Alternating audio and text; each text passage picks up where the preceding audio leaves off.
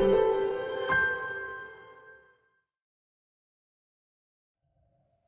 মৰমৰ ছাত্ৰ ছাত্ৰীসকল, আশা কৰিছোঁ তোমালোকে ভালে আছা। তোমালোকৰ পি বৰ্ডৰ এক্সামবোৰো চাগে নিশ্চয় শেষ হৈছে, নহয় জানো? এতিয়া আৰু মেট্ৰিকলৈ বেছি দিন নাই। এতিয়া পঢ়াৰ সময়। এতিয়া তোমালোকে ভালদৰে পঢ়িবা, আমাৰ এই চিৰিজটোৰ লগত কণ্টিনিউ কৰিবা। আমিও আশা কৰিছোঁ ভিডিঅ'বিলাক ৰেগুলাৰ দিবলৈ চেষ্টা কৰিম। যিহেতু আমাৰ ইয়াতে ৰাতিপুৱা আৰু আবেলি ক্লাছবিলাক হৈ থাকে, সেইকাৰণে ভিডিঅ' দিয়াত অলপমান পলম হৈছে। আমি আশা কৰিম আৰু যাতে পলম নহয় আৰু ৰেগুলাৰ ভিডিঅ'বিলাক তোমালোকক দি থাকিম। আৰু তোমালোকক মোৰ ফালৰ পৰা নৱবৰ্ষৰ শুভেচ্ছা দিছোঁ শেহতীয়াকৈ হ'লেও। বাৰু এতিয়া আমি ভিডিঅ'টোৰ মাজলৈ আগবাঢ়িছোঁ। মৰমৰ ছাত্ৰ ছাত্ৰীসকল, আজি তোমালোকলৈ মই এটা অত্যন্ত জৰুৰী আৰু গুৰুত্বপূৰ্ণ ভিডিঅ' লৈ আহিছোঁ। এই ভিডিঅ'টোত তোমালোকৰ যিবিলাক দাপোনৰ অংক, এই অংকবিলাক সমাধান কৰোঁতে তোমালোকৰ যিবিলাক চিনৰ নিয়মত অসুবিধা হয়, এই চিনৰ নিয়মবিলাকৰ অসুবিধাৰ দূৰীকৰণৰ আজি মই এটা ট্ৰিক লৈ আহিছোঁ তোমালোকৰ বাবে। তোমালোকে ভিডিঅ'টো স্কিপ নকৰি শেষলৈকে সম্পূৰ্ণৰূপে চাবা, তেতিয়াহে তাৰ মূল ৰহস্যটো তোমালোকে বুজি পাবা। এতিয়া আমি ভিডিঅ'টোৰ মাজলৈ আগবাঢ়িছোঁ। মৰমৰ ছাত্ৰ ছাত্ৰীসকল, তোমালোকে এতিয়া ভালদৰে মন কৰিবা। তোমালোকৰ যিবিলাক দাপোনৰ লগত জড়িত সমস্যাবিলাক আহে, সেইবিলাক নহ'লে তোমালোকৰ উত্তল দাপোনৰ লগত জড়িত সমস্যাবিলাক আহে, নহ'লে অৱতল দাপোনৰ লগত জড়িত সমস্যাবিলাক আহে। সমতল দাপোনৰ লগত জড়িত সমস্যাও আহে, কিন্তু সেইবিলাক অলপ কমকৈ অহা দেখিবলৈ পোৱা যায়। আজি মই তোমালোকক অৱতল দাপোন আৰু উত্তল দাপোনৰ ক্ষেত্ৰত প্ৰতিটো চিনৰ নিয়মৰে মানে তোমালোকে বুজিব পাৰিছানে যে লক্ষ্যবস্তুৰ দূৰত্ব, প্ৰতিবিম্বৰ দূৰত্ব, ভাঁজ ব্যাসাৰ্ধ, বিবৰ্ধন, তোমালোকৰ আটাইবিলাক চিনৰ নিয়মৰ ক্ষেত্ৰত প্লাছ কেতিয়া হ'ব, মাইনাছ কেতিয়া হ'ব, ইয়াৰ কাৰণে মই তোমালোকক শ্বৰ্ট ট্ৰিকটো বুজাবলৈ গৈ আছোঁ। এতিয়া ব'ল, এতিয়া মই তোমালোকক প্ৰথমতে অৱতল দাপোনৰ ক্ষেত্ৰত ক'ম।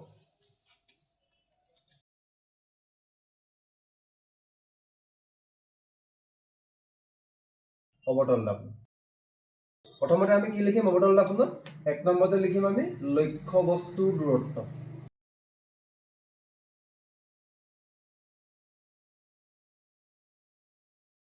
লক্ষ্যবস্তুৰ দূৰত্বটোক আমি কিহে বুজাবলৈ ব্যৱহাৰ কৰোঁ? সাধাৰণতে আমি লক্ষ্যবস্তুৰ দূৰত্বটোক ইউৰে বুজাবলৈ ব্যৱহাৰ কৰোঁ। এতিয়া চোৱা, লক্ষ্যবস্তু এটা সদায় দাপোন এখনৰ আগত যদি আমি ৰাখোঁ, তেনেহ'লে দাপোনখনৰ বাওঁফালে ৰাখিছোঁ বুলি ধৰি লোৱাটো আমাৰ নিয়ম। আৰু আমি কি পঢ়িছিলোঁ? কাৰ্টেজীয় চিহ্ন পথাৰ যিবিলাক দাপোনৰ চিনৰ নিয়ম পঢ়িছিলোঁ, তাত আমি কি পঢ়িছিলোঁ বাৰু? তাত আমি পঢ়িছিলোঁ যে যদি দাপোনখনৰ বাওঁফালে কোনোবা এটা বস্তু ৰখা হয়, তেনেহ'লে তাৰ আগত সদায় আমি তেনেহ'লে কি চিন দিব লাগে? ঋণাত্মক চিন দিব লাগে। সেইকাৰণে লক্ষ্যবস্তুৰ দূৰত্বৰ আগত আমি সদায় কি চিন দিব লাগে? ঋণাত্মক চিন দিব লাগে। মই তোমালোকক এনেকৈ লিখি দিছোঁ দেই, নিগেটিভ বুলি। ভিয়ে কি বুজাইছে? নিগেটিভ। মাইনাছ ভি মানে নিগেটিভ। এতিয়া চোৱা, মই কি বুলি কৈছোঁ তোমালোকক? যে লক্ষ্যবস্তু সদায় দাপোনখনৰ বাওঁফালে ৰখা হয়, লাগিলে এইটো দাপোনেই হওক বা লেন্সেই হওক। ঠিক আছে? দাপোন বুলি ক'লে সমতলো হ'ব পাৰে, অৱতলো হ'ব পাৰে, উত্তলো হ'ব পাৰে। যিহেতু এতিয়া আমি অকল অৱতল দাপোনৰ ক্ষেত্ৰতে চাই আছো, তোমালোকে এইটো নাভাবিবা যে উত্তল দাপোনতো নহ'ব, সমতল দাপোনতো নহ'ব বা লেন্সতো নহ'ব। সকলো ক্ষেত্ৰতে সদায় লক্ষ্যবস্তু এটা ক'ত ৰখা হয়? দাপোনখনৰ বাওঁফালে ৰখা হয়। আৰু বাওঁফালে ৰাখিলে কেনেকুৱা চিন ব্যৱহাৰ কৰা হয়? ঋণাত্মক চিন ব্যৱহাৰ কৰা হয়। তাৰপিছত চাবা, 2 নম্বৰটো মই কি লিখিছোঁ? ফকাচ দৈৰ্ঘ্য। ফকাচ দৈৰ্ঘ্য। ফকাচ দৈৰ্ঘ্যটোক আমি কোনটো লেটাৰৰ সহায়ত প্ৰকাশ কৰোঁ? ফকাচ দৈৰ্ঘ্যটো আমি সাধাৰণতে স্মল লেটাৰ এফ আখৰটোৰে প্ৰকাশ কৰোঁ। এতিয়া চোৱা, অৱতল দাপোন এখনৰ ফকাচ দৈৰ্ঘ্যটো যোনফালে হয়, সেই ছাইডটো একচুৱেলি কোনফালে হয় জানানে? বাওঁফালে হয়। সেইকাৰণে অৱতল দাপোনৰ ফকাচ দৈৰ্ঘ্যটো কি হয়? ঋণাত্মক হয়। ঠিক আছে? তাৰপিছত আমি লিখিম লগতে ভাঁজ ব্যাসাৰ্ধ। ভাঁজ ব্যাসাৰ্ধ। ভাঁজ ব্যাসাৰ্ধক আমি কেপিটেল লেটাৰ আৰৰ সহায়ত প্ৰকাশ কৰোঁ। যদি ফকাচ দৈৰ্ঘ্যটো ঋণাত্মক হয়, তেনেহ'লে ভাঁজ ব্যাসাৰ্ধটো ঋণাত্মক হ'ব। একচুৱেলি আমি ফকাচ দৈৰ্ঘ্যটো ভাঁজ ব্যাসাৰ্ধৰ পৰাই উলিয়াওঁ। ভাঁজ ব্যাসাৰ্ধৰ কি আছিলে? আধাটোৱে ফকাচ দৈৰ্ঘ্য নাছিলে জানো? গতিকে যদি ভাঁজ ব্যাসাৰ্ধ ঋণাত্মক হয়, তেনেহ'লে ফকাচ দৈৰ্ঘ্য ঋণাত্মক হ'ব। কাৰ ক্ষেত্ৰত? অৱতল দাপোনৰ ক্ষেত্ৰত। 4 নম্বৰ পইণ্টটো কি হ'ব আমাৰ? প্ৰতিবিম্বৰ দূৰত্ব। প্ৰতিবিম্বৰ দূৰত্বটোক আমি কোনটো লেটাৰৰ সহায়ত প্ৰকাশ কৰোঁ? আমি ভি লেটাৰটোৰ সহায়ত প্ৰকাশ কৰোঁ। এতিয়া চোৱা, অৱতল দাপোনে সৎ প্ৰতিবিম্বও গঠন কৰে আৰু অসৎ প্ৰতিবিম্বও গঠন কৰে। আৰু যদি সৎ প্ৰতিবিম্ব গঠন কৰে, তেনেহ'লে কোনফালে গঠন কৰে? তোমালোকৰ নিশ্চয় মনত আছে, যদি সৎ প্ৰতিবিম্ব গঠন কৰে দাপোন এখনে, তেনেহ'লে লক্ষ্যবস্তু থকাৰ একেফালে, মানে দাপোনৰ সন্মুখত, বা সেইটোকে আমি ক'ব পাৰোঁ দাপোনখনৰ বাওঁফালে, তেনেহলে প্ৰতিবিম্বৰ দূৰত্ব ভিৰ মান নিগেটিভো হ'ব পাৰে পজিটিভো হ'ব পাৰে কেতিয়া নিগেটিভ হ'ব কেতিয়া পজিটিভ হ'ব যদি দাপোনখনে হট প্ৰতিবিম্ব গঠন কৰে তেনেহলে কি হ'ব হট প্ৰতিবিম্ব গঠন কৰিলে ভিৰ মানটো নিগেটিভ হ'ব ঠিক আছে আৰু যদি অসৎ প্ৰতিবিম্ব গঠন কৰিলে কি আছিলে দাপোনৰ পিছফালে গঠন হ'ব বা দাপোনখনৰ পিছফালে বা হেতুকে আমি দাপোনখনৰ সোঁফালে বুলি ক'ব পাৰো যদি দাপোনখনৰ সোঁফালে হয় তেনেহলে এটো কি হয় অসৎ প্ৰতিবিম্ব হয় আৰু অসৎ প্ৰতিবিম্ব হলে তাৰ আগত আমি কি দিব লাগে ধনাত্মক চিন পজিটিভ চিন দিব লাগে ঠিক আছে এতিয়া চোৱা অবতল দাপোন এখনে হট প্ৰতিবিম্বও গঠন কৰে অসৎ প্ৰতিবিম্বও গঠন কৰে ঠিক আছে হট প্ৰতিবিম্ব গঠন কৰিলে আমি তাৰ আগত কি চিন দিব লাগে ঋণাত্মক চিন দিব লাগে আৰু অসৎ প্ৰতিবিম্ব গঠন কৰিলে কি চিন দিব লাগে ধনাত্মক চিন দিব লাগে ঠিক আছে তাৰ পিছত আমি কোনটো লিখিম তাৰ পিছত আমি লিখিম লক্ষ্যবস্তুৰ উচ্চতা লক্ষ্যবস্তুৰ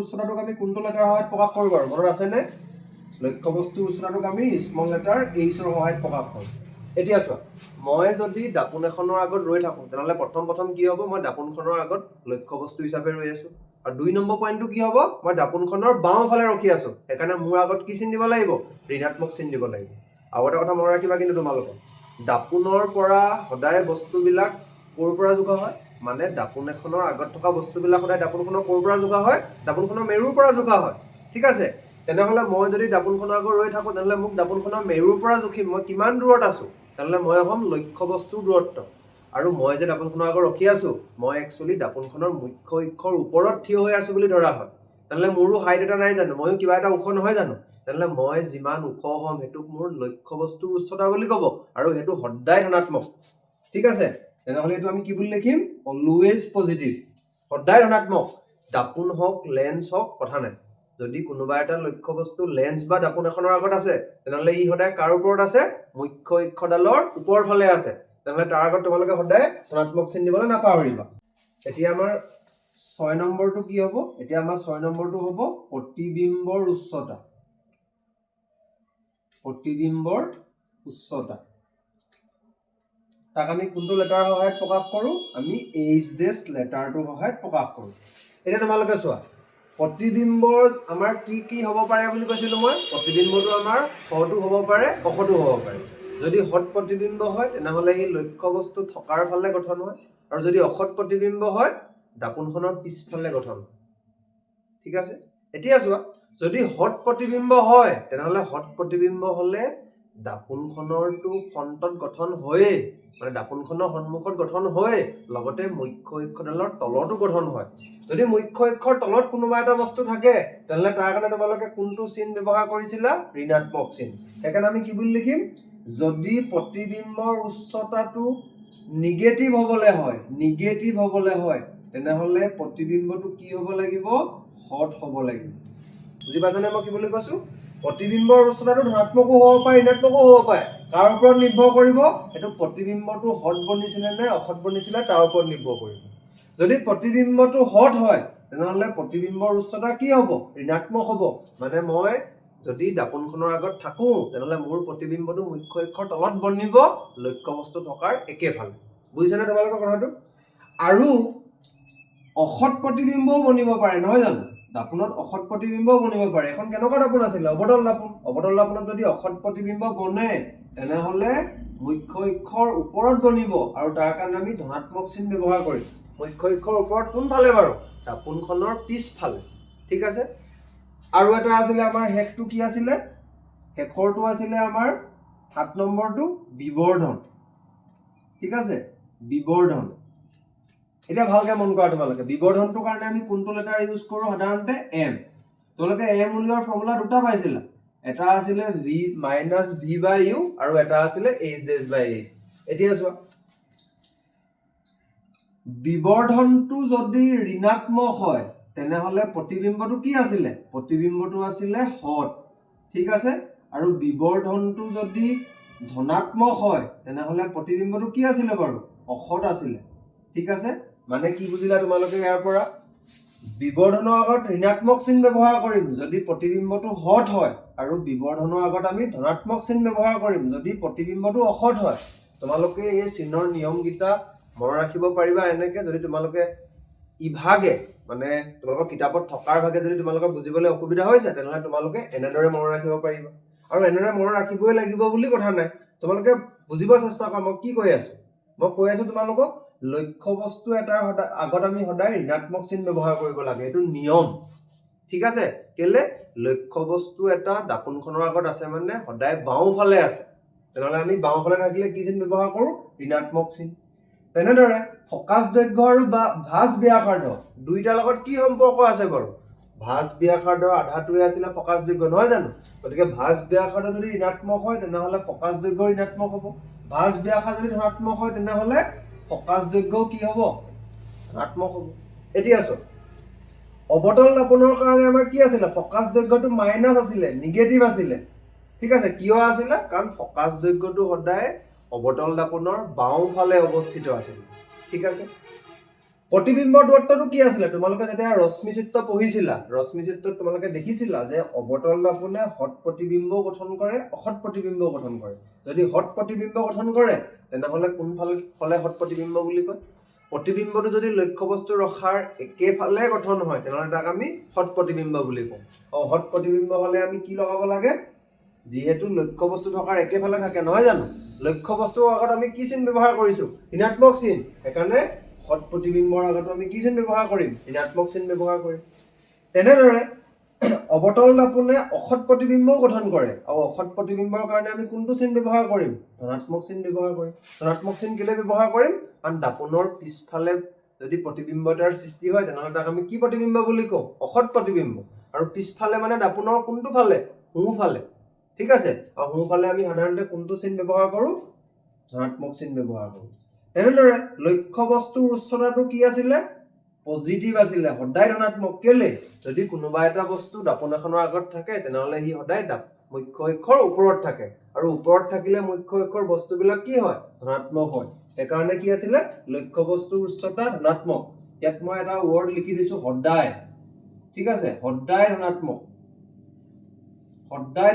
ইয়াতো মই লিখি দিছো এইটো সদায় বুলি মানে ই কেতিয়াও চেঞ্জ নহয় লক্ষ্য বস্তু দূৰত্বৰ আগত তোমালোকে সদায় মাইনাছ চিন ব্যৱহাৰ কৰিবা ফকাচ দৈৰ্ঘ্য অৱতল দাপোনৰ কাৰণে সদায় মাইনাছ চিন ব্যৱহাৰ কৰিবা ভাঁজ ব্যাসাৰ্ধৰ কাৰণে তোমালোকে অৱতল দাপোনৰ ক্ষেত্ৰত সদায় ঋণাত্মক চিন ব্যৱহাৰ কৰিবা এইকেইটা বস্তু কেতিয়াও চেঞ্জ নহয় কিন্তু ভি মানটো পজিটিভ আৰু নিগেটিভটো চেঞ্জ হৈ থাকে কেনেকৈ চেঞ্জ হৈ থাকে প্ৰতিবিম্ব দূৰত্বটো যদি হঠ হয় ঋণাত্মক চিন যদি অসৎ হয় ধনাত্মক চিন তেনেকৈ লক্ষ্য বস্তুৰ উচ্চতা সদায় ধনাত্মক কেলে কাৰণ সদায় সি মুখ্য অক্ষৰ ওপৰত থাকে প্ৰতিবিম্বৰ উচ্চতাটো কি হ'ব যদি হঠ হয় ঋণাত্মক হ'ব আৰু যদি অসৎ হয় ধনাত্মক হ'ব ঠিক আছে বিবৰ্ধনটো তেনেদৰে যদি হঠ হয় কি হ'ব ঋণাত্মক হ'ব আৰু অসৎ হ'লে ধনাত্মক হ'ব ঠিক আছে মই ভাবিছোঁ তোমালোকে নিশ্চয় ট্ৰিকটো বুজি পাইছা এতিয়া আমি ইয়াৰ লগত জড়িত এটা সমস্যা আমি সমাধান কৰোঁ এতিয়া তোমালোকে প্ৰশ্নটো ভালদৰে মন কৰা এতিয়া প্ৰশ্নটোত কি বুলি কৈছে চোৱা 18 সেন্টিমিটাৰ ফকাচ দৈৰ্ঘ্যৰ অৱতল দাপোন এখনৰ সন্মুখত 27 সেন্টিমিটাৰ দূৰত্বত 7 সেন্টিমিটাৰ আকাৰৰ লক্ষ্য বস্তু এটা ৰখা হৈছে দাপোনখনৰ পৰা কিমান দূৰত্বত পৰ্দা এখন ৰাখিলে তাত স্পষ্টকৈ গঠন হোৱা এটা প্ৰতিবিম্ব পোৱা যাব তদুপৰি প্ৰতিবিম্বৰ আকাৰ আৰু প্ৰকৃতি নিৰ্ণয় কৰা বুলি কৈছে তোমালোকে হয়তো এনেকৈ পঢ়ি থাকিলে ভালকৈ বুজি নাপাওঁ মই তোমালোকক ভালকৈ বুজাই দিছোঁ লগতে মন কৰা কুৱেশ্যনটো HSLC 2023 3 মাৰ্কছৰ কাৰণে আহিছিলে বুজিছানে কথাটো 3 মাৰ্কছৰ কাৰণে আহিছিলে কুৱেশ্যনটো তোমালোকৰ সাধাৰণতে 3 মাৰ্কছৰ কাৰণে এনেকুৱা ধৰণৰ কুৱেশ্যনবিলাক আহে এতিয়া চোৱা আমাক কি দিয়া আছে ভালদৰে মন কৰা মই প্ৰথমতে কি বুলি লিখিম দিয়া আছে আমাক কি দিয়া আছে চোৱা দিয়া আছে তোমালোকে মই লিখাৰ দৰে লিখিবা দেই পৰীক্ষাত কি বুলি দিয়া আছে চোৱা অৱতল দাপোন এখনৰ কি দিয়া আছে আমাক ফকাচ দৈৰ্ঘ্য দিয়া আছে তেনেহ'লে আমি কি বুলি লিখিম ফকাচ দৈৰ্ঘ্য কিমান দিয়া আছে ফকাচ দৈৰ্ঘ্য দিয়া আছে আমাক 18 সেন্টিমিটাৰ এতিয়া যে আমি অলপ আগতে ডিসকাস কৰিছিলোঁ যে অৱতল দাপোনৰ ফকাচ দৈৰ্ঘ্য ধনাত্মক আছিল নে ঋণাত্মক আছিল মনত আছে নে তোমালোকৰ অৱতল দাপোনৰ ফকাচ দৈৰ্ঘ্যটো আছিল ঋণাত্মক সদায় ঋণাত্মক তোমালোকক কৈছিলোঁ ন অলপ আগত তাৰপিছত আৰু কি দিয়া আছে চোৱা এটা অৱতল দাপোন এখন আছিলে, তাৰ ফকাচ দৈৰ্ঘ্য আছিলে 18 সেন্টিমিটাৰ। ঠিক আছে, এতিয়া চোৱা একচুৱেলি ফকাচ দৈৰ্ঘ্যটো 18 সেন্টিমিটাৰে হয়, কিন্তু তাক বুজাবৰ কাৰণে আমি প্লাছ মাইনাছটো ব্যৱহাৰ কৰোঁ। প্লাছ মাইনাছে আমাক কি বুজায়? বাওঁফালে আছে নে সোঁফালে আছে, ওপৰলৈ আছে নে তললৈ আছে, এইকেইটাহে বুজায়। ঠিক আছে, এতিয়া 18 সেন্টিমিটাৰ ফকাচ দৈৰ্ঘ্যৰ অৱতল দাপোন এখনৰ সন্মুখত 27 সেন্টিমিটাৰ দূৰত্বত তুমি বস্তু এটা ৰাখিছা। তেনেহ'লে মই যে তোমালোকক কৈ আছিলো অলপ আগত, লক্ষ্য বস্তুৰ দূৰত্ব হওক, প্ৰতিবিম্বৰ দূৰত্ব হওক, যিকোনো দূৰত্বই নহওক কিয়, সেইবিলাক আমি সাধাৰণতে ক'ৰ পৰা জোখো? আমি সাধাৰণতে এইবিলাক মেৰুৰ পৰা জোখো। তেনেহ'লে তুমি দাপোনখনৰ মেৰুৰ পৰা বস্তু এটা ৰাখিছা দাপোনখনৰ আগত, কিমান দূৰত্বত ৰাখিছা? 27 সেন্টিমিটাৰ দূৰত্বত। মানে তোমাক কি দিয়া আছে? লক্ষ্য বস্তুৰ দূৰত্ব দিয়া আছে। কি দিয়া আছে? লক্ষ্য বস্তুৰ দূৰত্ব। ঠিক আছে, লক্ষ্য বস্তুৰ দূৰত্ব তোমাক কিমান দিয়া আছে? 27 সেন্টিমিটাৰ। আৰু যে মই তোমালোকক অলপ আগত আকৌ কৈছিলো, কি বুলি কৈছিলো? যেতিয়াই তুমি কোনোবা এটা বস্তু দাপোন এখনৰ আগত নাৰাখা কিয়, ই সদায় দাপোনখনৰ বাওঁফালে থাকে, তেনেহ'লে তাৰ আগত আমি কি চিন ব্যৱহাৰ কৰিম? ঋণাত্মক চিন ব্যৱহাৰ কৰিম। ঠিক আছে, আৰু লগতে আমাক আৰু এটা বস্তু দিয়া আছে, তুমি যে 18 সেন্টিমিটাৰ ফকাচ দৈৰ্ঘ্যৰ অৱতল দাপোন এখনৰ সন্মুখত 27 সেন্টিমিটাৰ দূৰত্বত যে বস্তু এটা ৰাখিছা, এতিয়া সেই বস্তুটোৰ হাইটটো দিয়া আছে, মানে বস্তুটো কিমান ওখ, মানে আমাক কি দিয়া আছে চোৱা? লক্ষ্য বস্তুৰ উচ্চতা দিয়া আছে। কি দিয়া আছে আমাক? লক্ষ্য বস্তুৰ উচ্চতা দিয়া আছে। আৰু লক্ষ্য বস্তুৰ উচ্চতাটোক আমি কিহে বুজাও? এইচে। কিমান দিয়া আছে এইটো আমাক? 7 সেন্টিমিটাৰ। এতিয়া তোমালোকে কোৱা এই 7 সেন্টিমিটাৰটো ধনাত্মক হ'ব নে ঋণাত্মক হ'ব? মই যে তোমালোকক কৈছিলো, যেতিয়াই কোনোবা এটা বস্তু দাপোন এখনৰ আগতে হওক বা লেন্স এখনৰ আগতে আমি নাৰাখো কিয়, ই সদায় মুখ্য অক্ষৰ ওপৰত থাকে, গতিকে ই সদায় ঋণাত্মক হ'ব। সেইকাৰণে আমি ইয়াত কি চিন ব্যৱহাৰ কৰিম? ঋণাত্মক চিন ব্যৱহাৰ কৰিম। আৰু আমি নিৰ্ণয় কি কৰিবলৈ কৈছে চোৱা, এইডোখৰলৈকে আমাৰ কুৱেশ্যনটো কমপ্লিট হৈ গ'ল। নেক্সট কৈছে দাপোনখনৰ পৰা কিমান দূৰত্বত তুমি পৰ্দা এখন ৰাখিবা যাতে তাত এটা ধুনীয়া স্পষ্ট প্ৰতিবিম্ব পাবা তুমি। ঠিক আছে, মানে কি চোৱা, প্ৰতিবিম্বটো য'ত ভালকে গঠন হ'ব তাতেইতো আমি পৰ্দাখন ৰাখিম, নহয় জানো? মানে তেনেহ'লে আমি কি নিৰ্ণয় কৰিব লাগে? প্ৰতিবিম্বৰ দূৰত্ব নিৰ্ণয় কৰিব লাগে। প্ৰতিবিম্বৰ দূৰত্বটো যিমান হ'ব তাতেই আমি পৰ্দাখন ৰাখিম, তাতে স্পষ্টকৈ প্ৰতিবিম্ব গঠন হ'ব। তেনেহ'লে আমি কি নিৰ্ণয় কৰিব লাগে? প্ৰতিবিম্বৰ দূৰত্ব। ঠিক আছে, প্ৰতিবিম্বৰ দূৰত্ব আমি নিৰ্ণয় কৰিব লাগে। প্ৰতিবিম্বৰ দূৰত্ব মানে ভি, আমি যিহেতু নিৰ্ণয় কৰিব লাগে সেইকাৰণে কুৱেশ্যন মাৰ্ক দিম। ঠিক আছে, আৰু কি কৈছে চোৱা পিছৰ পাৰ্টটোত, লগতে কৈছে প্ৰতিবিম্বৰ আকাৰ আৰু প্ৰকৃতি। তোমালোকে চোৱা, আকাৰ মানে কি? চোৱা দেই, প্ৰতিবিম্বৰ আকাৰ মানে কি? যে মই দাপোনখনৰ আগত ৰখি আছো, মই যে দাপোনখনত যে নিজকে দেখিলো, মানে মই প্ৰতিবিম্বটো দেখিলো। এতিয়া মই নিজক ডাঙৰকে দেখিলো নে প্ৰতিবিম্বটোত সৰুকে দেখিলো, সেইটোৱে আকাৰ। ঠিক আছে, এতিয়া আৰু এটা কথা মনত ৰাখিবা, তোমালোকৰ কিছুমানে কি ভুল কৰা এইখিনিতে মন কৰা, যে তোমালোকক আকাৰ নিৰ্ণয় কৰিব দিয়ে, তোমালোকে বিবৰ্ধন উলিয়াই দিয়ে। ঠিক আছে, বিবৰ্ধনো উলিয়াব লাগে, কিন্তু কেতিয়া উলিয়াব লাগে সেইটো মন কৰা। ভালকে চোৱা, আমাক যিহেতু লক্ষ্য বস্তুৰ কি দিয়া আছে? উচ্চতা দিয়া আছে, কিমান ওখ, তেনেহ'লে তুমি সদায় কি উলিয়াব লাগিব? তেনেহ'লে প্ৰতিবিম্বৰ উচ্চতা উলিয়াব লাগিব। লক্ষ্য বস্তুৰ উচ্চতা যদি দিয়া থাকে, ঠিক আছে, লক্ষ্য বস্তুৰ যদি উচ্চতা দিয়া থাকে, তেনেহ'লে তুমি সদায় কি উলিয়াব লাগিব? প্ৰতিবিম্বৰ উচ্চতা উলিয়াব লাগিব, সেইটোৱে আকাৰটো। যদি তোমাক লক্ষ্য বস্তুৰ উচ্চতা দিয়া নাথাকে, আকাৰ উলিয়াবলৈ দিয়া থাকে, তেতিয়া তুমি বিবৰ্ধন উলিয়ালেই হ'ল। কি বুলি কৈছো ভালকে মন কৰা, তোমাক যদি কুৱেশ্যনটোত প্ৰতিবিম্বৰ আকাৰ উলিয়াব দিয়ে, যদি তোমাক কুৱেশ্যনটোত লগতে লক্ষ্য বস্তুৰ উচ্চতা বা লক্ষ্য বস্তুৰ আকাৰ দিয়া থাকে, তেন্তে তুমি কি উলিয়াবা? সদায় প্ৰতিবিম্বৰ উচ্চতা উলিয়াই দিলেই হ'ল। যদি তোমাক লক্ষ্য বস্তুৰ উচ্চতা দিয়া নাথাকে, তেনেহ'লে তুমি বিবৰ্ধন উলিয়ালে তোমাৰ কি হ'ব? এইটো প্ৰতিবিম্বৰ আকাৰ হ'ব। মই আকৌ এবাৰ কৈছো, ভালকে মন কৰা, যদি তোমালোকক কুৱেশ্যনটোত লক্ষ্য বস্তুৰ উচ্চতা দিয়া থাকে আৰু তোমাক কুৱেশ্যনটোত সুধিব যে তুমি প্ৰতিবিম্বৰ আকাৰ নিৰ্ণয় কৰা, তেতিয়া তুমি কি উলিয়াবা? তেতিয়া তুমি প্ৰতিবিম্বৰ উচ্চতা উলিয়ালেই হ'ল। ঠিক আছে, মানে এইচ ডেছ উলিয়ালেই হ'ল। যদি তোমাক কুৱেশ্যনটোত লক্ষ্য বস্তুৰ উচ্চতা মানে এইচটো দিয়া নাথাকে, যদি প্ৰতিবিম্বৰ আকাৰ উলিয়াব কয়, তেনেহ'লে তুমি চিম্পলি বিবৰ্ধন উলিয়ালেই হ'ল। বুজিলা নে কথাটো? এতিয়া চোৱা, লগতে আমাক আৰু কি উলিয়াবলৈ কৈছে? আকাৰ উলিয়াবলৈ কৈছে, সেইটোতো আমি লিখিলোৱে। আৰু আমাক প্ৰকৃতি উলিয়াবলৈ কৈছে, প্ৰকৃতি। ঠিক আছে, প্ৰকৃতিৰ কাৰণে আমি একো বিশেষ ধৰণৰ চিম্বল ব্যৱহাৰ নকৰো, সেইকাৰণে আমি কুৱেশ্যন মাৰ্ক দিছো। প্ৰকৃতি মানে সৎ হ'ব নে অসৎ হ'ব, সেইটোৱে উলিয়াব কৈছে। ঠিক আছে, এতিয়া চোৱা, আমাক যি দিয়া আছিলে আমি এইকেইটা লিখিলো, আৰু যি নিৰ্ণয় কৰিব লাগে আমি এইটো লিখিলো। আমি তিনিটা নিৰ্ণয় কৰিব লাগে, নহয় জানো? সেইকাৰণে আমাক 3 মাৰ্কছৰ দিয়া আছিলে। এতিয়া চোৱা, তোমালোকে দাপোনৰ সূত্ৰটো যে পাইছিলা, এইটো মন কৰা। দাপোনৰ সূত্ৰটো কি পাইছিলা? দাপোনৰ সূত্ৰ মতে তোমালোকে কি পাইছিলা? যে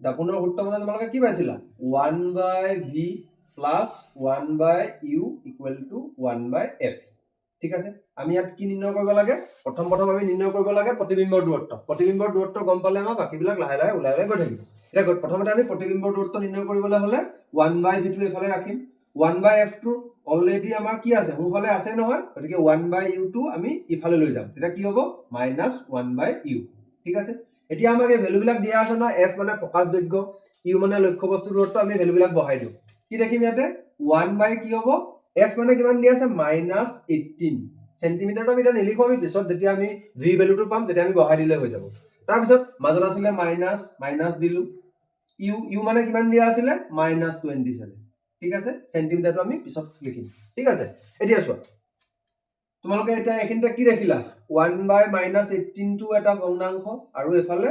-1/-27 টো বেলেগ এটা ভগ্নাংশ আৰু দুইটা হৰগিটা বেলেগ বেলেগ হয় নহয় এনেকুৱা ধৰণৰ ভগ্নাংশ তোমালোকে যেতিয়া পাবা যোগ বিয়োগ পূৰণ হৰণ কৰিবলৈ বিশেষকৈ যোগ আৰু বিয়োগত আমি কি কৰিব লাগে লসাগু ল'ব লাগে নহলে আমি দুইটা যেহেতু বেলেগ বেলেগ হৰ বিশিষ্ট ভগ্নাংশ সেইকাৰণে আমি কি কৰিব নোৱাৰো হেতক ডাইৰেক্ট যোগ আৰু বিয়োগ কৰিব নোৱাৰো সেইকাৰণে আমি তাৰ আগতে আৰু অকমান সিম্পলিফাই কৰিলে কি পাম 1/-18 টো মই 1/18 বুলি লিখিছো আৰু এফালে মাইনাসে কি হ'ব প্লাস হ'ব প্লাস হলে কি লিখিম মই এটা ব্ৰেকেট এটা দি দিব পাৰা তোমালোকে কাৰণ দুটা চিন একেলগতে লিখিলে দেখিবলৈ ভাল নালাগে এটা মাইনাসে কি হ'ব ইয়াতে প্লাস তেনেহলে হৈ যাব 1/27 হৈ যাব ঠিক আছে এতিয়া চোৱা মই তোমালোকৰ এই পাৰ্টটো অকমান মহাৰি দিছো ঠিক আছে এই পাৰ্টটো অকমান মহাৰি দিছো তাৰ আগতে মই লিখি দিছো যেটো h দিয়া আছিল আমাক h টো কিমান দিয়া আছিল h টো আমাক 7 সেন্টিমিটাৰ দিয়া আছিল তো মই লিখি লৈছো বাকিটা মই মহাৰি দিছো ইয়াত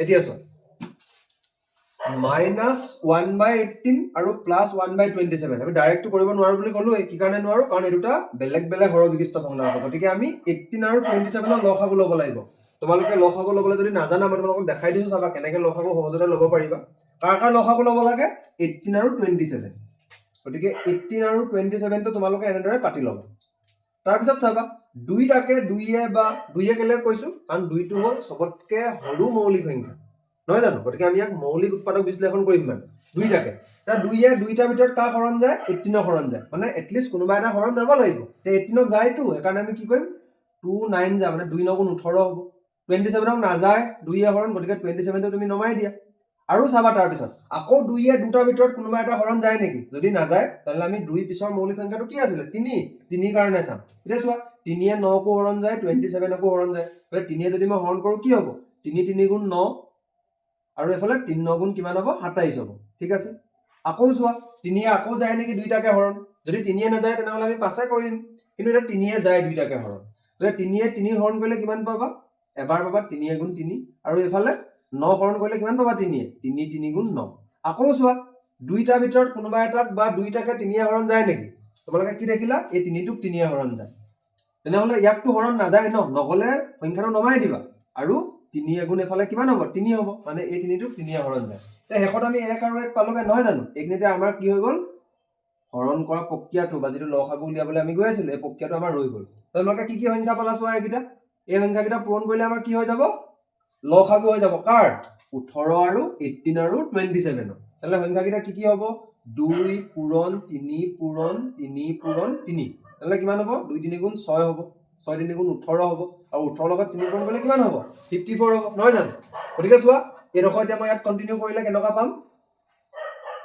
এফালে আছিল আমাৰ 1/v এফালে চোৱা 18 আৰু 27 ৰ মই ডাইৰেক্ট লসাগু লৈ লৈছো লসাগু ললে কিমান আহিব 54 আহিব এতিয়া চোৱা 18 টো এ 54 টো হৰণ কৰিলে কেইবাৰ যাব 3 বাৰ যাব আৰু 3 টো হে ওপৰ মাইনাস 1 লগত মাল্টিপ্লাই কৰিলে কিমান হ'ব -3 বা -3 মাজত কি চিন আছিল প্লাস মাজত প্লাস দিলা এবাৰ চোৱা 27 এ 54 ক ডিভাইড কৰিলে কিমান পাবা তোমালোকে 2 পাবা আৰু হে 2 টো ওপৰ 1 লগত মাল্টিপ্লাই কৰিলে কিমান পাবা 2 পালা তেনেহলে তোমালোকে কি পালাগে হেকত গৈ পিনি এফালে 1/v = -1/54 -3 + 2 -1 এটা তোমালোকে চোৱা আমাক কি লাগে 1/v নালাগে নহয় কি লাগে v হে লাগে গতিকে v টো ইয়াৰ পৰা কেনেকৈ পাম বজ্ৰ পূৰণ কৰা v লগত -1 পূৰণ কৰিলে -v পাবা 1 ৰ লগত 54 পূৰণ কৰিলে কিমান পাবা 54 পালা কিন্তু আমাৰ কোৱেশ্যনটোত -v টো উলিয়াব পৰা নাছিল নহয় জানো আমাক v হে উলিয়াব কৈছিলে সেইকাৰণে আমি কি কৰিলো কোৱেশ্যনটো মানে এই সমীকৰণটোৰ দুইটা ফালে দুয়োফালে আমি -1 টাইপ পূৰণ কৰিলে কি পাম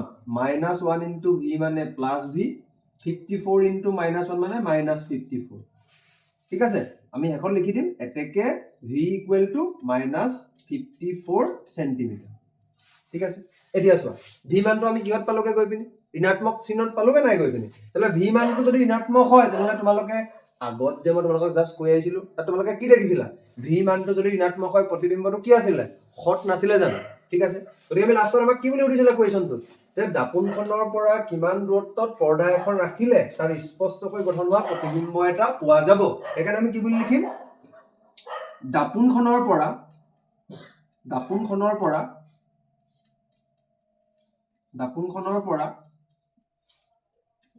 54 সেন্টিমিটাৰ দূৰত্বত 54 সেন্টিমিটাৰ দূৰত্বত দেখোৱা v মানটো নিগেটিভত পালো নাই ঋণাত্মকত পালো ন তেনেহলে লক্ষ্য বস্তু থকাৰ একেফালে প্ৰতিবিম্বটো গঠন হৈছে নহয় জানো এখানে লিখিম আমি দাপোনখনৰ পৰা 54 সেন্টিমিটাৰ দূৰত্বত -54 সেন্টিমিটাৰ বুলি নিলিখিবা মাইনাসটোৱে কি বুজায় মাইনাসটো এটোৱে বুজায় সোঁফালে গঠন হলে প্ৰতিবিম্বটো বাওঁফালে গঠন হ'ল কিন্তু দূৰত্বটো সদায় ধনাত্মকে হয় ন তুমি এনেকে বেক হৈ খুজ কাঢ়িলেটো নোকোৱা ন স্যাৰ মই মাইনাস দুখোজ পিছুৱাই গলো বুলি তোমালোকে দুখোজ পিছুৱাই গলো বুলিয়ে কবা নহয় জানো এখানে দূৰত্বটো সদায় ধনাত্মক তোমালোকে ইয়াতে যি প্লাস মাইনাস পালা আৰু পিছত যেতিয়া তোমালোকে লাইনটো লিখি দিবা যে তোমালোকক কি উঠিছিলে কোৱেশ্যনটো তাৰ সদায় তোমালোকে কি লিখিবা প্লাস সিম্বলটোৱে লিখিবা ঠিক আছে এখানে কি বুলি কৈছো দাপোনখনৰ পৰা 54 সেন্টিমিটাৰ দূৰত্বত লক্ষ্য বস্তু থকাৰ একেফালে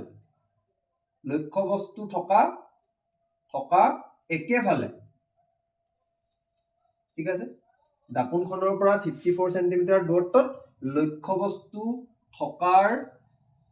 বস্তু থকাৰ একেফালে পৰ্দা এখন ৰাখিলে বুলি লিখিব লাগিব পৰ্দা এখন ৰাখিলে তাত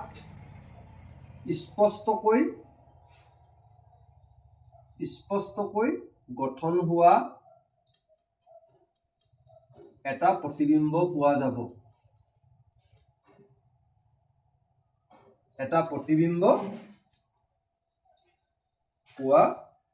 যাব ঠিক আছে এ বুজিলা এই কথাটো আমাক কি বুলি উঠিছিলে যে দাপোনখনৰ পৰা কিমান দূৰত্বত পৰ্দা এখন ৰাখিলে তাৰ স্পষ্টকৈ গঠন হোৱা প্ৰতিবিম্ব এটা পোৱা যাব আমি কি পালোগে দাপোনখনৰ পৰা 54 সেন্টিমিটাৰ দূৰত্বত লক্ষ্য বস্তু থকাৰ একেফালে কিয় লিখিলো এই বুলি কাৰণ v মানটো আমি ঋণাত্মকত পালো পৰ্দা এখন যদি আমি তাত ৰাখো তেনেহলে তাত আমি স্পষ্টকৈ গঠন হোৱা এটা প্ৰতিবিম্ব দেখা পাম ঠিক আছে গতিকে আমাৰ পৰ্দাখন ক'ত ৰাখিব লাগিব গতিকে ফাৰ্স্ট পাৰ্টটো আমাৰ কি হ'ল অলৰেডি কমপ্লিট হৈছে আৰু আমাক আৰু নেক্সট দুটা নিৰ্ণয় কৰিব লাগে নহয় জানো কি প্ৰতিবিম্বৰ আকাৰ আৰু প্ৰকৃতি নিৰ্ণয় কৰিব লাগে ঠিক আছে মই পাৰ্টটো অকমান মহাই দিছো তোমালোকক চোৱাই দিয়া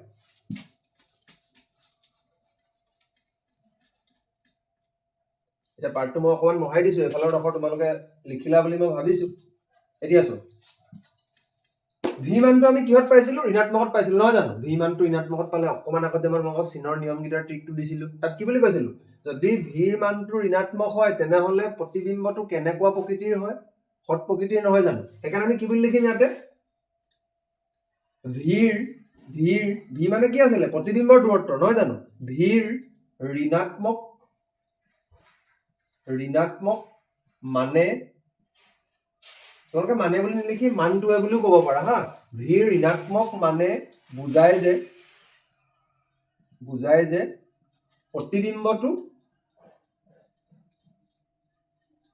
প্ৰতিবিম্বটো হট আৰু তোমালোকে জানা নহয় নিশ্চয় হটৰ লগত সদায় কোনটো শব্দ আহে আমাৰ উলুটা মানে যেতিয়া প্ৰতিবিম্ববিলাক হট হয় তেতিয়া বস্তুটো দেখিবলৈ উলুটা হয় মানে মই যদি হট প্ৰতিবিম্ব গঠন কৰো মোৰ মাথাটো তোমালোকে তললৈ ৰাখিবা আৰু ভৰিকিটা ওপৰলৈ ৰাখিবা সেইকাৰণে আমি কি বুলি কৈছো v ৰ ঋণাত্মক মানটোৱে বুজায় যে প্ৰতিবিম্বটো হট আৰু উলুটা অনলি এ বুলি লিখি থৈ নাহিবা হট আৰু উলুটা প্ৰকৃতিৰ বুলি লিখিবা কাৰণ আমাক প্ৰকৃতি সুধিছিলে নহয় জানো ঠিক আছে গতিকে আমাৰ দুটা পাৰ্ট অলৰেডি কমপ্লিট হৈছে কি যে পৰ্দাখন কৰি ৰাখিব লাগিব মানে প্ৰতিবিম্বৰ দূৰত্ব উলিয়াব কৈছিলে উলিয়ালো আৰু কেনেকুৱা প্ৰকৃতি উঠিছিলে আমি হেতু উলিয়ালো আমাৰ লাষ্টত কি নিৰ্ণয় কৰিব লাগে প্ৰতিবিম্বৰ আকাৰ এটো মই কি বুলি কৈছিলো তোমালোকক h মানে লক্ষ্য বস্তু উচ্চতা দিয়া আছিল সেইকাৰণে প্ৰতিবিম্বৰ আকাৰ নিৰ্ণয় কৰিবলৈ তোমালোকে কি নিৰ্ণয় কৰিবা এইচ ডেছ নিৰ্ণয় কৰিবা সেইকাৰণে আমি এতিয়া কি লিখিম এতিয়া ঠিক আছে মই তোমালোকক এইটো পাৰ্ট মহাৰি এইখিনিতে লিখিছো দেই ভালদৰে মন দিছো আইকন কৰিলে শেষ আৰু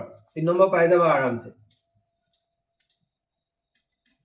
ঠিক আছে এতিয়া আমি কি নিৰ্ণয় কৰিব লাগে তেনেহলে প্ৰতিবিম্বৰ আকাৰ এতিয়া চোৱা এতিয়া বুলি লিখিম এতিয়া তোমালোকে ফৰ্মুলা এটা পাইছিলা নহয় যে m - v/u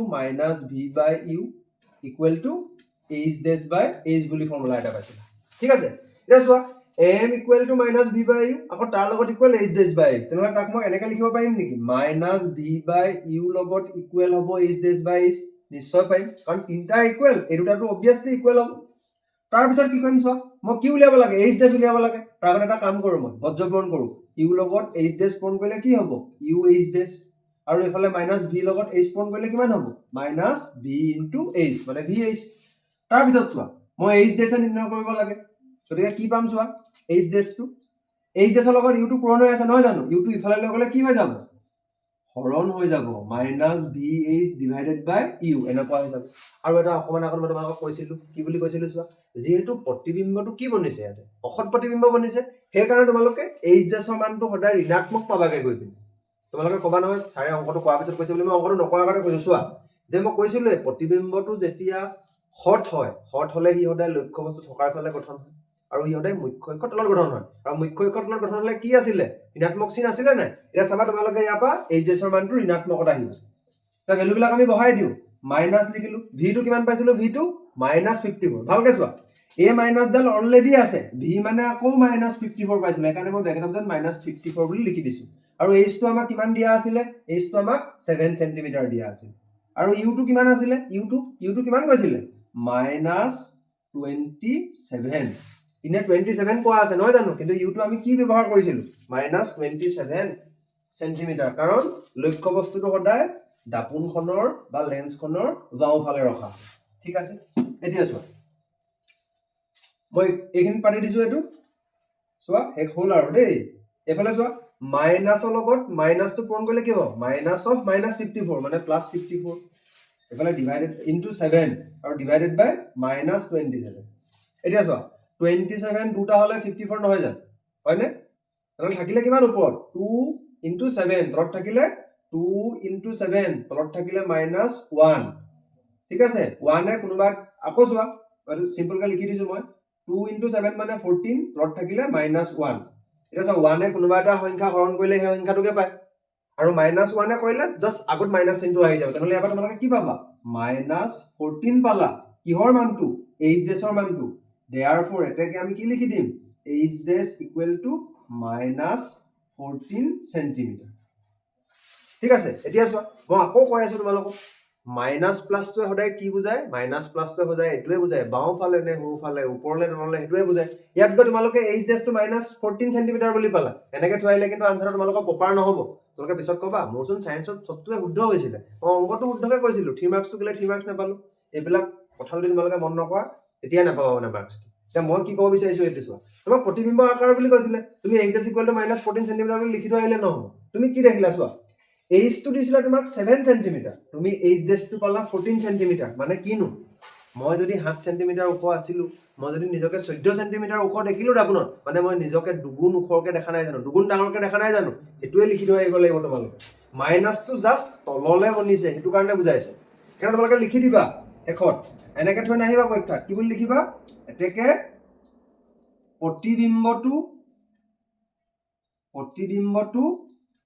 লক্ষ্য বস্তুতকৈ হেতু কথা মনত ৰাখিবা কাটকৈ মানে সদায় আমি কাৰ মাজত তুলনা কৰো লক্ষ্য বস্তুটো কিমান ডাঙৰ আছিল প্ৰতিবিম্বটো কিমান ডাঙৰকে দেখিলো লক্ষ্য বস্তু কিমান ডাঙৰ আছিল প্ৰতিবিম্ব কিমান সৰুকে দেখিলো আমি সদায় এটো কথাই মন কৰিব লাগে ঠিক আছে এটাকে প্ৰতিবিম্বটো লক্ষ্য বস্তুতকৈ যেটো আমাৰ আকাৰ কৈছে ন আকাৰ শব্দটোৰ ভিতৰত ভৰাই দিব লাগিব কেনেকে ভৰাম চাবা এটাকে প্ৰতিবিম্বটো লক্ষ্য বস্তুতকৈ আকাৰত এই দুইজনে কেনেকে ভৰাই দিলো আকাৰত 2 গুণে ঠিক আছে কাৰণ আমাৰ কি আছিল লক্ষ্য বস্তুটো আছিল 7 cm প্ৰতিবিম্বটো পালো 14 cm ঠিক আছে এখানে কি বুলি লিখিছো এটাকে প্ৰতিবিম্বটো লক্ষ্য বস্তুতকৈ আকাৰত 2 গুণে ডাঙৰ ঠিক আছে এটা চোৱা আমাৰ তিনিটা পাৰ্টে আমাৰ অলৰেডি কমপ্লিট হৈছে আশা কৰিছো তোমালোকে অংক ভালদৰে বুজি পালা এতিয়া আমি নেক্সট উত্তল নাপুনৰ শ্বৰ্ট ট্ৰিকটোলৈ আগবাঢ়িছো তাৰপিছত উত্তল দাপনৰ আমি এটা এনেকুৱা ধৰণৰ প্ৰব্লেম আমি সমাধান কৰিম এতিয়া আমি উত্তল দাপনলৈ আগবাঢ়িছো এতিয়া চোৱা উত্তল দাপনৰ ট্ৰিকটো তোমালোকে ভালকৈ চাবা ঠিক আছে মই লিখি দিছো ইয়াতে উত্তল দাপন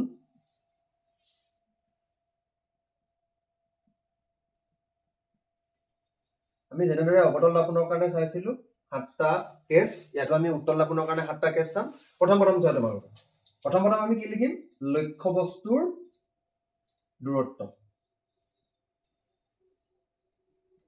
লক্ষ্য বস্তুৰ দূৰত্ব ইউ কাৰণে আমি চাব লাগে ইউটো ধনাত্মক হ'ব নে ঋণাত্মক হ'ব এতিয়া ভালদৰে মন কৰা মই অকমান আগত কৈছিলো তোমালোকক যে বা ভিডিঅটো প্ৰথমতে মই তোমালোকক কৈছিলো যে লক্ষ্য বস্তু এটা সদায় দাপোনখনৰ বাওঁফালে ৰখা হয় সেইকাৰণে যি দাপোনেই নহওক সদায় লক্ষ্য বস্তু দূৰত্বৰ আগত তোমালোকে ঋণাত্মক চিন ব্যৱহাৰ কৰিব 2 নম্বৰটো আমাৰ কি আছিলে ভাঁজ ব্যাসাৰ্ধ ঠিক আছে ভাঁজ ব্যাসাৰ্ধ কি আছিলে আৰৰ সহায়ত আমি প্ৰকাশ কৰিছিলো কেপিটেল লেটাৰ এতিয়া চোৱা ভাঁজ ব্যাসাৰ্ধটো কি হয় উত্তল দাপোনৰ ভাঁজ ব্যাসাৰ্ধটো দাপোনখনৰ সোঁফালে অৱস্থিত সেইকাৰণে উত্তল দাপোনৰ ভাঁজ ব্যাসাৰ্ধক আমি কেনেকুৱা চিন ব্যৱহাৰ কৰিম ধনাত্মক চিন ব্যৱহাৰ কৰিম ঠিক আছে এতিয়া চোৱা যদি ভাঁজ ব্যাসাৰ্ধটোৱে ধনাত্মক হয় উত্তল দাপোনৰ কাৰণে তেনেহলে ফকাস দৈৰ্ঘ্যটো ধনাত্মক নহব জানো কাৰণ ভাঁজ ব্যাসাৰ্ধটো কি হয় ফকাস দৈৰ্ঘ্যৰ দুগুণ হয় বা ওলোটাকে ফকাস দৈৰ্ঘ্যটো ভাঁজ ব্যাসাৰ্ধৰ আধা হয় সেইকাৰণে আমি কি লিখিম ইয়াতে ফকাস দৈৰ্ঘ্য কি হ'ব উত্তল দাপোনৰ ধনাত্মকে হ'ব কিয় ধনাত্মক হ'ব কাৰণ ভাঁজ ব্যাসাৰ্ধ ধনাত্মক দাপোনখনৰ সোঁফালে অৱস্থিত হ'ব মই দেখাই দিম তোমালোকক বেলেগ এটা ভিডিঅ'ত মই তোমালোকক দেখাই দিম যেতিয়া ৰশ্মি চিত্ৰ অংকন কৰিম কিয়নো ধনাত্মক হয় কিয়নো ঋণাত্মক হয় মই দেখাই দিম ঠিক আছে তাৰপিছত চোৱা 4 নম্বৰটো আমাৰ কি আছিলে যে প্ৰতিবিম্বৰ অৱস্থান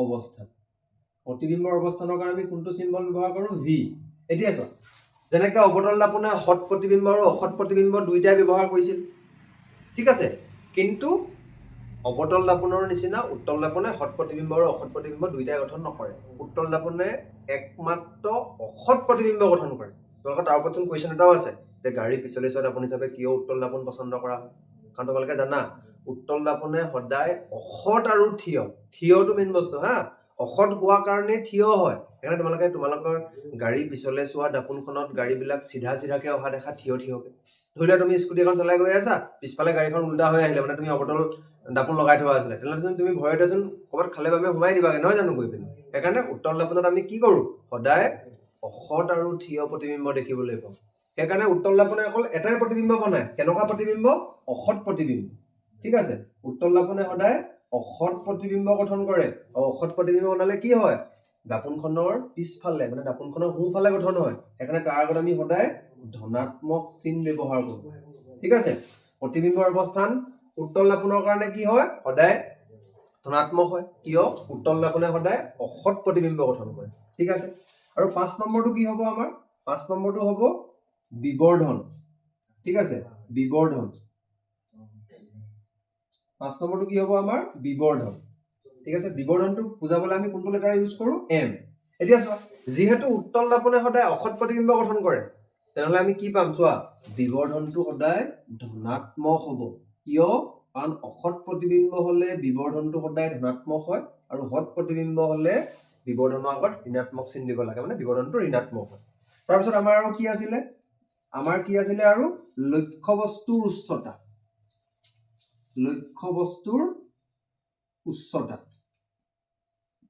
বস্তুৰ উচ্চতাটো কি হয় h ই সদায় ধনাত্মক হয় কিয় ধনাত্মক মই ভিডিঅ'টো আৰম্ভণিতে কৈছিলো যে লক্ষ্য বস্তুটা সদায় মুখ্য অক্ষৰ ওপৰত থাকে আৰু মুখ্য অক্ষৰ ওপৰত থাকিলে সদায় ধনাত্মক চিন ব্যৱহাৰ কৰোঁ এটো কাৰ কাৰণে অসতৰ কাৰণে হা মই লিখি দিছো তোমালোকক ঠিক আছে তাৰপিছত আৰু আমাৰ শেষৰটো কি আছিলে প্ৰতিবিম্বৰ উচ্চতা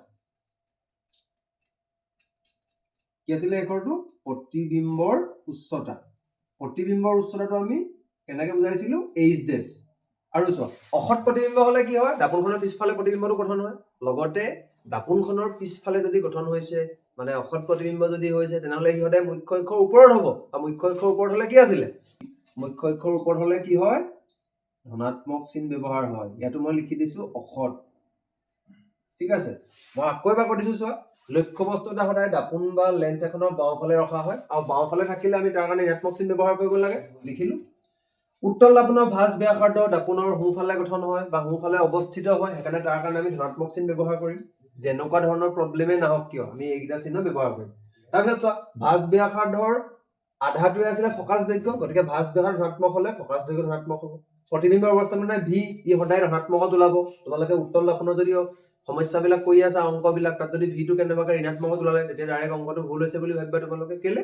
কাৰণ উত্তল দাপোনে সদায় অসৎ প্ৰতিবিম্ব গঠন কৰে। অসৎ প্ৰতিবিম্ব সদায় দাপোনৰ পিছফালে গঠন হয়। পিছফাল মানে সোঁফালে, আৰু সোঁফালে কি আছিলে চিনৰ নিয়মটো ধনাত্মক আছিলে। তেনেকে বিবৰ্ধন, বিবৰ্ধনটো কি হয়? বিবৰ্ধনটো উত্তল দাপোনৰ কাৰণে কি আছিলে অসৎ, সেইকাৰণে ধনাত্মক চিন ব্যৱহাৰ কৰিব লাগে। আৰু লক্ষ্য বস্তুৰ উচ্চতা এইচটো কি হ'ব? এইচটো সদায় লক্ষ্য বস্তুৰ উচ্চতাটো সদায় মুখ্য অক্ষৰ ওপৰত থাকে, মানে লক্ষ্য বস্তুটা সদায় মুখ্য অক্ষৰ ওপৰত থাকে, সেইকাৰণে এইচ ভেলুটো সদায় কি হ'ব? পজিটিভ হ'ব। ঠিক আছে। আৰু প্ৰতিবিম্বৰ উচ্চতাটো কি হ'ব? অসৎ হলেতো আৰু দাপোনৰ সোঁফালে যাব, দাপোনৰ পিছফালে যাব, আৰু মুখ্য অক্ষৰ ওপৰত বনিবগে, সেইকাৰণে কি হ'ব? এইচ এছৰ ভেলুটো সদায় পজিটিভ হ'ব। তোমালোকে কি দেখিলা চোৱাচোন ইয়াত, উত্তল দাপোনৰ কাৰণে অকল লক্ষ্য বস্তুৰ দূৰত্বটোহে ঋণাত্মক, বাকী আটাইবোৰ ধনাত্মক। তোমালোকে অংক কৰোঁতে সেইটো মনত ৰাখিলেই হ'ল। তোমালোকে কি মনত ৰাখিবা? উত্তল দাপোনৰ ছাৰে যে কৈছিলে লক্ষ্য বস্তু এটা সদায় দাপোনৰ বাওঁফালে ৰখাটো নিয়ম, লক্ষ্য বস্তুৰ আগত মাইনাছ চিন ব্যৱহাৰ কৰিব লাগে লক্ষ্য বস্তুৰ দূৰত্বৰ আগত। বাকীবিলাক আটাইবিলাক ধনাত্মক দেখিছা নহয় তোমালোকে, সেইকাৰণে তোমালোকে এইটো মনতে ৰাখিবা। কাৰণ তোমালোকৰ চবৰে মনত নাথাকিবও পাৰে যে ইভাগে প্লাছ হ'ব নে মাইনাছ হ'ব। মই কোৱা কথাটো বা তোমালোকে এটা কথাই মনত ৰাখিবা, উত্তল দাপোনৰ কাৰণে লক্ষ্য বস্তুৰ দূৰত্ব ঋণাত্মক, বাকী আটাইবোৰ ধনাত্মক। তেতিয়া তোমালোকে অংকটো সহজতে কৰিব পাৰিবা। এতিয়া আমি ইয়াৰ লগত জড়িত আগতে HSLCত আহি যোৱা এটা কুৱেশ্যন সমাধান কৰিম, তাৰ ভিডিঅ'টো আমি সিমানতে শেষ কৰিম। ঠিক আছে, এতিয়া আমি কুৱেশ্যনটোৰ মাজলৈ আগবাঢ়িছোঁ। এতিয়া চোৱা, আমি উত্তল দাপোনৰ কুৱেশ্যনটোলৈ আগবাঢ়িছোঁ। চোৱা কুৱেশ্যনটো কি দিয়া আছে। দিয়া আছে উত্তল দাপোন এখনৰ সন্মুখত 10 চেণ্টিমিটাৰ দূৰত্বত লক্ষ্য বস্তু এটা ৰখা হৈছে। কি বুলি কৈছে? উত্তল দাপোন এখন আছে, উত্তল দাপোনখনৰ পৰা 10 চেণ্টিমিটাৰ দূৰত্বত আমাক কি ৰাখিছো? লক্ষ্য বস্তু এটা ৰাখিছো। ঠিক আছে। এতিয়া দাপোনৰ পিছফালে 5 চেণ্টিমিটাৰ দূৰত্বত কি হৈছে? প্ৰতিবিম্ব এটা গঠন হৈছে। কি বুলি কৈছে চোৱা, লক্ষ্য বস্তু এটা তুমি ৰাখিছিলা 10 চেণ্টিমিটাৰ দূৰত্বত, উত্তল দাপোন এখনৰ পৰা 10 চেণ্টিমিটাৰ দূৰত্বত তুমি লক্ষ্য বস্তু এটা ৰাখিছিলা। এতিয়া প্ৰতিবিম্বটো দাপোনখনৰ পিছফালে 5 চেণ্টিমিটাৰ দূৰত্বত গঠন হৈছে। তেনেহ'লে আমি কি উলিয়াব লাগে? উত্তল দাপোনৰ ফকাচ দৈৰ্ঘ্য নিৰ্ণয় কৰিব লাগে। এই কুৱেশ্যনটো HSLC 2015ত আহি গৈছিলে। এতিয়া ভালদৰে চাবা আমি এক সলিউশনটো কেনেদৰে কৰিম। ঠিক আছে, এতিয়া কি দিয়া আছে আমি লিখি লওঁ। প্ৰথমতে কি দিয়া আছে চোৱা, উত্তল দাপোনৰ দিয়া আছে, উত্তল দাপোনৰ, ঠিক আছে, উত্তল দাপোনৰ আমাক দিয়া আছে লক্ষ্য বস্তুৰ দূৰত্ব, কাৰণ আমি লক্ষ্য বস্তু এটা ৰাখিছো বুলি কৈছে ন 10 চেণ্টিমিটাৰ দূৰত্বত, গতিকে আমাক দিয়া আছে লক্ষ্য বস্তুৰ দূৰত্ব।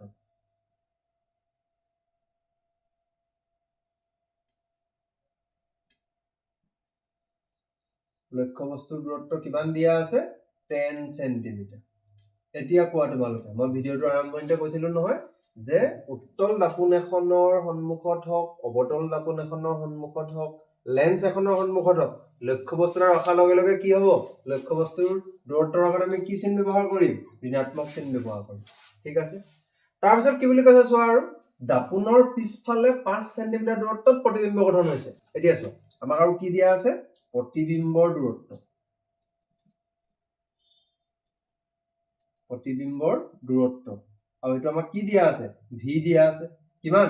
5 চেণ্টিমিটাৰ দিয়া আছে। এতিয়া কোৱা, প্ৰতিবিম্বৰ দূৰত্বটো উত্তল দাপোনৰ কাৰণে ধনাত্মক লিখিবা নে ঋণাত্মক লিখিবা? এতিয়া মই কি বুলি কৈছিলো? উত্তল দাপোনৰ কাৰণে অকল লক্ষ্য বস্তুৰ দূৰত্বটোহে ঋণাত্মক, বাকী আটাইবোৰ ধনাত্মক। তেনেহ'লে ভিটো ধনাত্মক হ'ব। ঠিক আছে।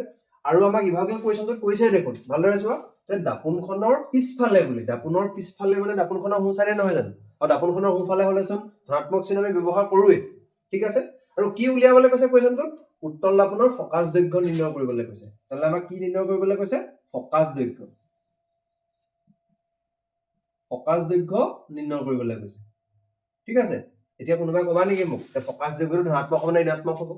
আমি প্ৰথমতে লিখি আহিছিলো নহয় যে উত্তল দাপোনৰ ফকাচ দৈৰ্ঘ্য ধনাত্মক হয়। তোমালোকে কুৱেশ্যনটো যেতিয়া সলভ কৰিবা, আমি বা তোমালোকে যেতিয়া সলভ কৰিবা তেতিয়া দেখিবা F2 ধনাত্মক চিনত ওলাব।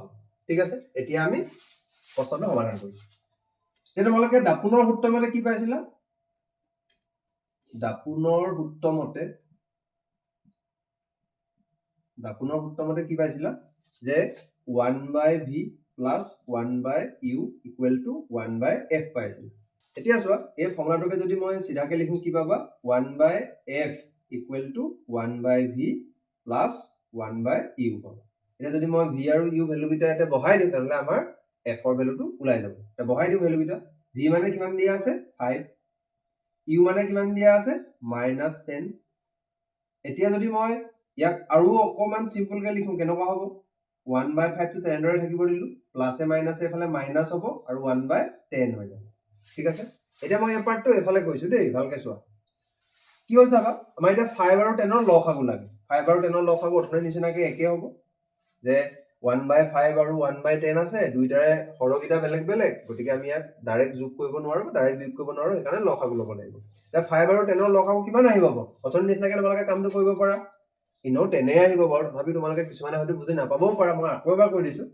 তোমালোকে যাৰ যাৰ লসাগু উলিয়াব লাগে এনেকে ধুনীয়াকে পাতি ল'বা তাৰপিছত চাবা দুইটাকে সবতকে সৰু মৌলিক সংখ্যাটো হৰণ যায় নেকি মানে সবতকে সৰু মৌলিক সংখ্যাটো কি আছিল 2 2 এ হৰণ যায় নেকি চাবা দুইটা ভিতৰত এটা গলো হ'ব তো দুইটা ভিতৰত কাক যায় হৰণ 10ক যায় গতিকে 2 এ 5ক নগলে 5 টো নমাই লিখিবা অথনি নিচিনা 10ক যায় নহয় কেবাৰ যায় 5 বাৰ 2 5 গুণ 10 ঠিক আছে এতিয়া চোৱা 2 আৰু দুইটাকে যায় নেকি হৰণ না যায় 2 পিছৰ মৌলিক সংখ্যাটো কি আছিল 3 3 এ যায় নেকি নিশ্চয় না যায় তাহলে 3 পিছৰ মৌলিক সংখ্যাটো কি আছিল 5 তাহলে আমি 5 এ হৰণ কৰিম 5 গুণ 5 হ'ব 5 গুণ 5 হ'ব এতিয়া চোৱা লাষ্টত আমি 1 1 নোপোৱালৈকে কামটো কৰিব লাগে 1 1 পালো আমাৰ কামটো ইয়াতে সমাপ্ত হ'ব এটা কি পালো মৌলিক উৎপাদক বিশ্লেষণ কৰোতে 2 আৰু 5 এই মৌলিক সংখ্যা দুটাই পালো ন এই সংখ্যা দুটাৰ পূৰণফলে হ'ব 5 আৰু 10 ৰ লসাগু তাহলে 5 আৰু 10 ৰ লসাগু কিমান পালো 10 পালো ঠিক আছে এতিয়া মই এই পাৰ্টটো অকমান বহাই দিছো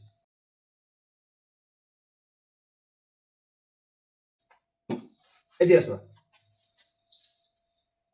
এফালে আছিল 1/f এফালে চোৱা 5 আৰু 10 ৰ লসাগু মই কিমান পালো 10 পালো তাৰ পৰা কি কৰিম চোৱা এই 5 টোৱে 10 হৰণ কৰিলে কিমান পাম 2 2 টো ওপৰ এক লগত পূৰণ কৰিলে কিমান হ'ব 2 মাজত কি চিন আছিল মাইনাস লিখিলো এতিয়া চোৱা এই 10 টোৱে লসাগু 10 টো হৰণ কৰিলে কিমান হ'ব একে সংখ্যা হৰণ কৰিলে 1 হ'ব আৰু 1 টো ওপৰ এক লগত পূৰণ কৰিলে কিমান হ'ব 1 হ'ব তেনে কি পালোগে এফালে 1/f ইকুৱেল টু 2 পা 1 গলে 1 থাকিব আৰু এফালে 10 থাকিব এটা বজ্ৰপূৰণ কৰা তোমালোকে কি দেখিবা f * 1 মানে f 1 * 10 মানে 10 এতেকে আমি লিখি দিম f = 10 cm তোমালোকক মই কৈছিলো না অংকটো কৰাৰ আগতে যে ফোকাস দৈৰ্ঘ্য আমি ধনাত্মকত পামগে বুলি ঠিক আছে এতিয়া মই উত্তৰ লাভৰ ফোকাস দৈৰ্ঘ্য উলিওৱা বুলি কৈছিলা নহয় জানো গতিকে আমি এটা লাইন এটা লিখি দিম এতেকে দাপোনখনৰ